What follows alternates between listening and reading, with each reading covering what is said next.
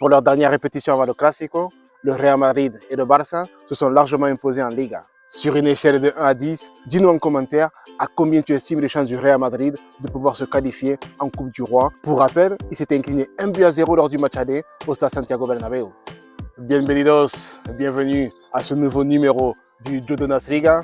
Merci beaucoup pour les retours, notamment sur TikTok, par rapport à la dernière rubrique avec les présentations de 2 affiches avant chaque journée de Liga, hors Real Madrid et Barça. Merci beaucoup et continuez de vous abonner et de liker les vidéos. Le Real Madrid a imité le Barça qui s'était imposé la veille du côté de Elche, une large victoire 6-0 face au Real Valladolid, avec un Karim Benzema de gala qui a réalisé un triplé en un peu plus de 5 minutes. Une prestation complète du Ballon d'Or 2022. On l'a vu très disponible avec ses partenaires. De belles combinaisons, que ce soit avec Vinicius notamment ou Rodrigo.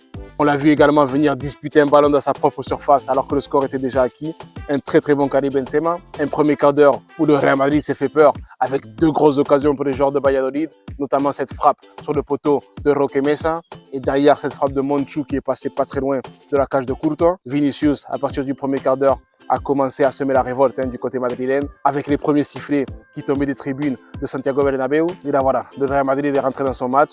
On a vu un changement de tactique aussi parce que Rodrigo a commencé en tant que 10 et Asensio sur le côté droit. Et derrière, Ancelotti a fait un ajustement donc en mettant Asensio plutôt au cœur du jeu et Rodrigo lui demanda d'aller sur le côté. Et c'est ce qui a mené l'ouverture du score pour les Madrilènes avec cette récupération de Camavinga, avec ce relais au milieu de terrain entre Kroos et Tchouaméni. Derrière, Asensio a pu faire la différence et bien lancer Rodrigo dans la course, qui a fixé et a pu ajuster le gardien dans le petit filet.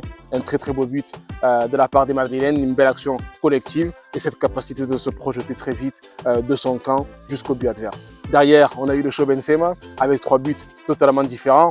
Personnellement, je reste avec le but tout en maîtrise avec cette frappe dans le petit filet avec cette élimination de plusieurs défenseurs, même si le but en retourné était très beau. Et ces 3 buts en quelques minutes pour Karim Benzema. Le score était acquis à la mi-temps et ce Real Madrid qui se présentait avec beaucoup de changements au gré des suspensions comme celle de Nacho ou des blessures comme la rechute de Mendy qui a joué finalement qu'un bout de match face au Barça avant la trêve internationale.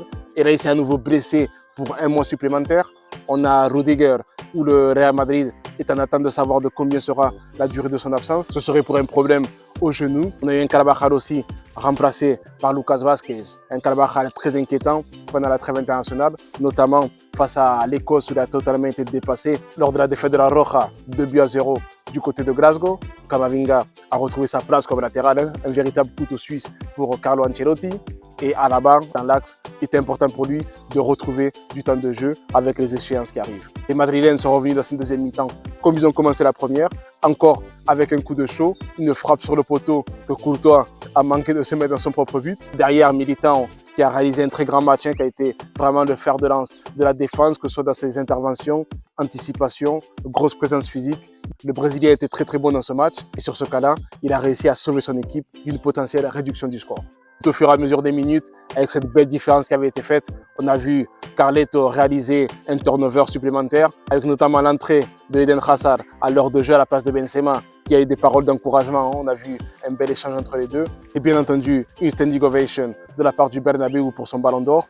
Hazard a pu retrouver un peu de sensation. On rappelle qu'en championnat, il n'avait pas joué depuis la 5e journée. Ça fait très long. Il avait joué un match en janvier en Copa del Rey, mais c'est loin d'être suffisant pour un joueur de ce calibre. Et c'est vraiment dommage de le voir cirer le banc du côté du Real Madrid. On sait que Carlo Ancelotti, quand il voit les bonnes attitudes des joueurs, il leur donne toujours leur chance à un moment ou à un autre. On a vu un Eden Hazard à essayer de combiner avec ses coéquipiers. C'était pas évident, on l'a vu un peu emprunté physiquement, mais il a essayé de faire certaines choses.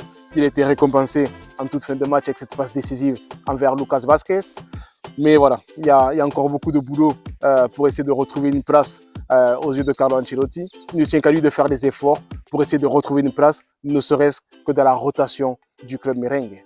On a également vu des joueurs comme Vallejo ou Odriozola avoir du temps de jeu. Intéressant pour ces joueurs-là de se sentir concernés un minimum et de savoir qu'ils peuvent gratter des minutes, notamment lorsque le score est acquis très tôt dans un match. Donc cette confrontation s'est terminée en toute tranquillité pour les merengues qui ont pu tranquillement se concentrer sur le match de mercredi où il faudra réaliser un exploit du côté du Camp Nou pour retourner cette situation. N'oublie pas de répondre à notre question du jour, quant à savoir à combien tu estimes le Real Madrid capable sur une échelle de 1 à 10 de retourner la situation. Like la vidéo, abonne-toi et on se revoit très bientôt pour un prochain débrief. Ciao.